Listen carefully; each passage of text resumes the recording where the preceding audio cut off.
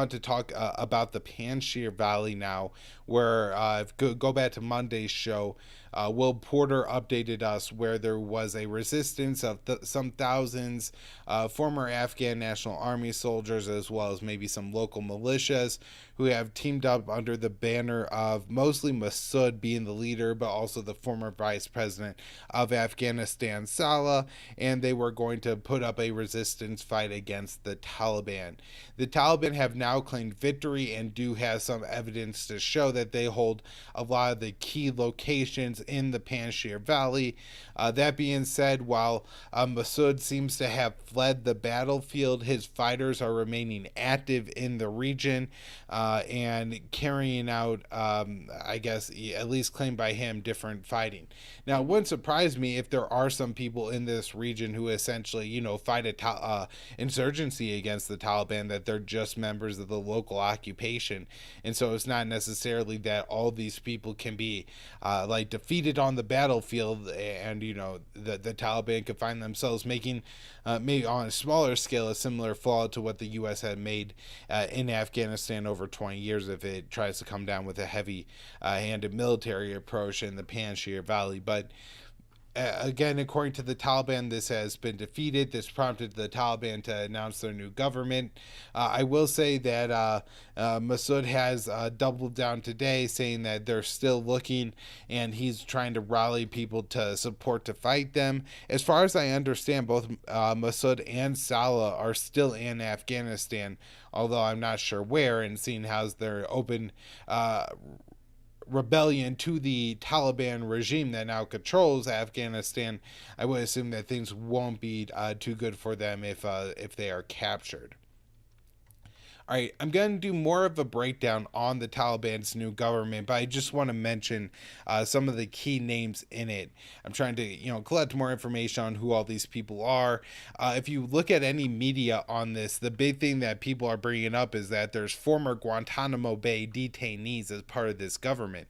The best I could tell is that, it's not like this is somebody who was a number two to Osama bin Laden or even in Al Qaeda, who are now members of the Taliban government, but rather members of the Taliban who were tortured at our secret prison at Guantanamo Bay. And the real outrage the media should have is that these people were unjustly tortured, not that they're now a part of the Taliban government.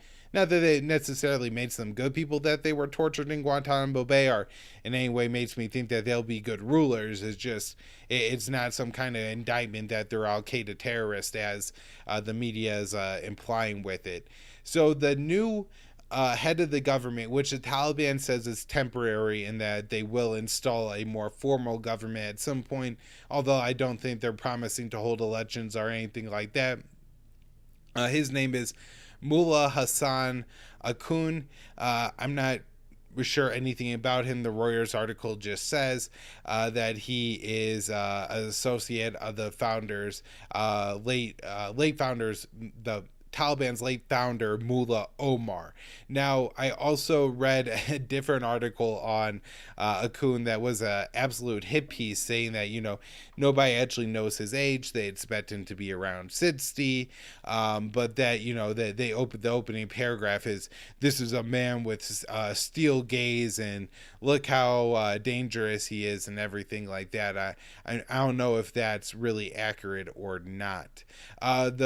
I guess up until this week, really from August 15th up until now, the guy who was kind of the highest ranking Taliban in Afghanistan, Mullah Baradar, is going to be the head of the movement's political office, which I'm guessing is going to be like a foreign minister or secretary of state or something like that, which seems to be an adept move by the Taliban leadership, as he has, shown his ability to negotiate with the Americans. And of all the negative things to bring out about the Taliban announcing their council here and some of the bad things about it, I guess one good thing is it seems they do want to keep him in a position of negotiation. Sarah Jadine Haqqani, who's now ahead of the Haqqani network, His father was the founder of the Haqqani Network, and this was like a part of the Taliban that fought against the U.S. occupation. He is designated by the United States as a terrorist, and was appointed to be the Interior Minister of Afghanistan. His uncle was also named to a position in the new Taliban cabinet. We also have Mullah Mohammed Yakombud.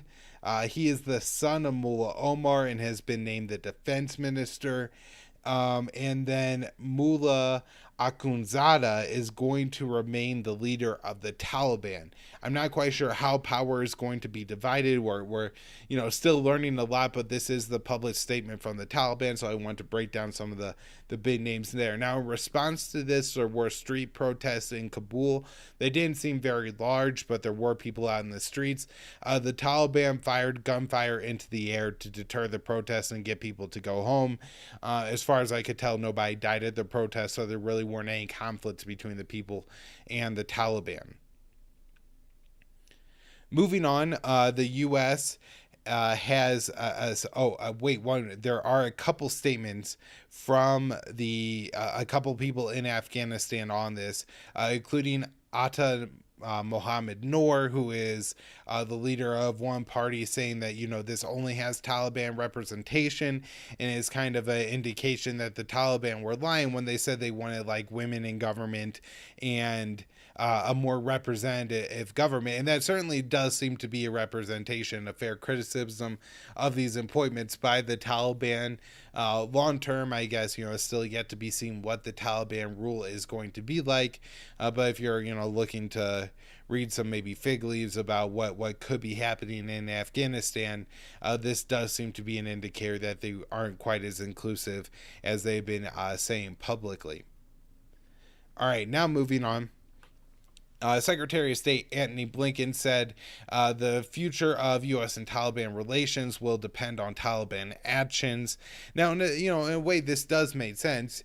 I don't want the U.S. to have a close relationship with the Taliban government if they are terrible on women's rights, and I didn't want the U.S. to have a closer relationship with the previous Afghan government because of how terrible they were on, different rights and corruption and everything like that. But at the same time, I think what we're talking about here really is whether or not the U.S. is going to sanction the Taliban government and Afghanistan as a whole because of it. And that I oppose no matter how the Taliban react, because if you put sanctions on Afghanistan, it's only going to hurt the people. There's also a lot of hypocrisy in all of this. The U.S. just carried out a drone strike in Kabul that killed 10 people and isn't even remotely concerned about holding anybody accountable or having any discussions about, if somebody should be arrested or charged for the murder of these people. And yet, we're going to expect the Taliban to uphold these rights that we don't even uphold. One of the reasons why the recognition could be important and it's worth talking about is, there's this current situation on the ground in Afghanistan that's really, really dangerous. And while I don't support international aid, look, I'm a libertarian on that, pulling all the aid out from Afghanistan at once, seizing all the country's bank accounts and everything like that, as the U.S. has done, could really throw the country into a major collapse. And, maybe there does needs to be a major restructuring of the Afghan economy. And I understand, like Austrian economists, so that, it may be that there needs to be some kind of, correction in the market, which doesn't involve some kind of downturn. However, we're talking about a country where a lot of people live on less than $2 a day, live in absolute poverty, low literacy rates. The U.S. has absolutely wrecked this country for the past 20 years. So for that reason, I think is a need for at least an extended, right now, period of time to continue to provide some aid and at least allow the Taliban to access some of the accounts that were controlled by the Afghan government, if only, to try to figure out how you're going to pay people who are a large percentage of the country is on the government payroll because of the way the U.S. had, handled our occupation and basically, was paying everybody through the corrupt Afghan government. And I'm not saying, we should fund the Taliban government indefinitely or anything like that, but if, let's say, there are accounts that are in the name of the Afghan government, now that the Afghan government is the Taliban, maybe they should just have control of those accounts. And I also don't think the U.S. should be putting pressure on the IMF like it is to prevent the Taliban from accessing those funds. Whether the Taliban take out loans with the IMF going forward, maybe I don't think it's a good idea, but it's really not on me to have, any say in that. I guess a couple other things. There is some reason to be concerned. You have a lot of international aid groups warning of an impending humanitarian crisis. Doctors Without Borders, in particular, says that Afghanistan's healthcare system is facing a potential collapse, and the U.S. is worrying that the UN is warning that basic services in the country are collapsing, and so any kind of sanctions or anything is going to pile on to this. And that's most of what I have on the aid group stuff. UNICEF. This is a story about the withdrawal now and just how we evacuate all these people from Afghanistan. And while we're calling it a success, UNICEF says there's a major problem reuniting hundreds of Afghan children with their families. I had to imagine that these children are at high risk of exploitation in every way. They're in countries where they don't speak the language, and it's unlikely there's a ton of people who do speak the language. There are other refugees and Afghans there who maybe do, but there's a lot of languages spoken in Afghanistan. If people are separated from their family, they could now be in Germany, South Korea, or any number of places. And in fact, this article from Reuters says that the families are in a range of countries, which sounds pretty disturbing to me. And this is something I had talked about earlier in the week as well, and it's something I was very concerned about because they had already lost track of 33% of the migrant children that they had released in the United States. And so I figured the U.S. was in no way capable to handle this, and it seems that has been proven correct. The U.S. says that 4 of its citizens have left Afghanistan overland. I guess this would have happened sometime over the past weekend. That's September 4th or 5th or something like that. Didn't say what country they exited to. Didn't say if there was a real issue getting them out with the Taliban or not. Just that 4 Americans had exited Afghanistan overland. And so it does show that there are routes out of the country. As the Kabul airport has been restored to, I think the Qataris now say 90% working order. There's a flight of 200 Americans and other foreign nationals that are going to be leaving Kabul in the coming days. And it seems that in a general sense, the Taliban are living up to the pledge they made that they will allow people with proper documentation to leave Afghanistan. Now, there are reports that this isn't happening in the city of Mazar-e-Sharif, which is outside of Kabul, but does have an airport. Now, Antony Blinken, the Secretary of State, clarifies to say that the Taliban are allowing people with proper paperwork to leave, and says that there's an issue with some of the people who are scheduled to be on this flight who the flight isn't going to leave without don't have the proper documentation.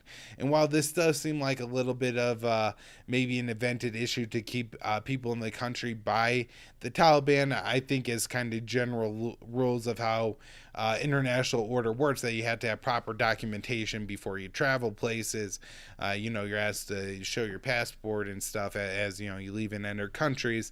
And so people don't have that. That is going to be an issue for Afghanistan, but it's a reason maybe the U.S. should try to operate diplomatic services in Kabul or something like that to get people access to get the proper documentation. Yeah, so, the U.S., at least the government, says the Taliban are continuing to allow people to leave. I guess maybe there is a little bit of a biased reason for the Biden administration to be saying that. But other than the kind of small number of American citizens that have seemed to be able to reach hawkish members of Congress and have conversations, there aren't that many people in Kabul who are U.S. citizens who are still looking to leave the country. There are one more story on Afghanistan I want to talk about. Actually, this occurred in Pakistan, but I think it's pretty relevant. And that is 3 Pakistani soldiers were killed in a suicide attack, and they were killed by members of the Taliban. The reason this is important is the Taliban refugees in Afghanistan make up the backbone of the Islamic State Khorasan faction that carried out the terrorist attack at the Kabul airport. And so many hots in the United States are trying to point to Afghanistan and that terrorist attack to show an example of, look, if you let the Taliban in charge, there's some like unique capacity for terrorism to exist. And this clearly isn't the case, as the U.S. ally Pakistan is right across the border, and they can't control their own terrorism problems either. And that's not because, the Taliban are in charge of Pakistan.